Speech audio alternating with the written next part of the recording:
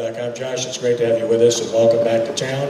And first and foremost, how are you enjoying the job covering the Saints? I'm loving it, man. It's great to be back. I spent most of my upbringing in Minneapolis, which is quite a change from New Orleans, obviously. But I like being down here. Everyone has been really welcoming, and both inside of work and outside of work. And it has been a challenging team to cover. I mean, it's always tough, when guys are losing. There's plenty of stuff to write about, but lots of players don't always want to talk. But I've definitely enjoyed my first few months. It's a state-of-the-art stadium in Minneapolis now, and ironically beat out New Orleans for that Super Bowl. So maybe you're catching it on both ends. I don't know.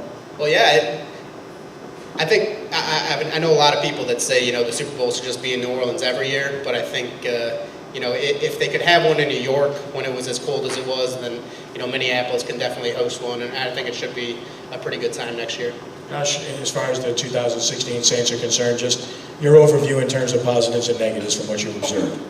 Well, it's interesting to hear Ricky talk about Stephon Anthony. I think, that's definitely a huge question mark, and is probably going to remain one for the rest of the year, because without it, unless there are injuries to that linebacker group, I don't see him getting out there. And all of a sudden, with him not playing, Kakaha being out the whole year, PJ Williams, out the rest of the year, suddenly that 2015 draft class is looking really shaky.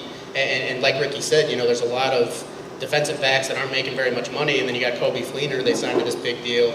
Lots of questionable deals over the past year, and it's sort of like the chickens coming home to roost. And that's when, when you're making these questionable signings, as it gets later and later in the seasons, then you don't have the depth that you need. So we'll see how it goes, but definitely the offense, should stay strong. But I agree that the defense is shaky, and really they need to win one of these next two games, to have a shot at contending. Their receiving core, their top three guys are obviously quite good. That's a very good bunch.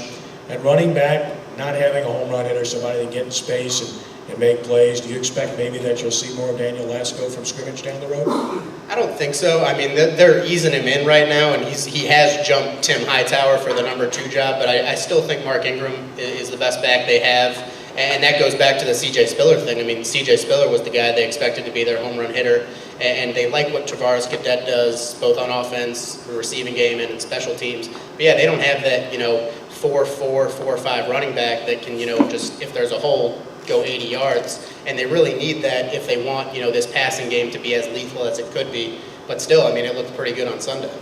People ask all the time, what difference will it make when Rankins is playing, when Bro comes back? Your answer would be? Huge. Those are probably 2 of their best players. We haven't seen Rankins play, but I've been comparing him to Nick Fairley. They're very similar type of players. They're both really quick off the ball. They both can convert speed to power. I think the big thing with Rankins is that the expectation is that he'll be more consistent than Fairley has proven to be throughout his career. So I think, we've sort of seen them go.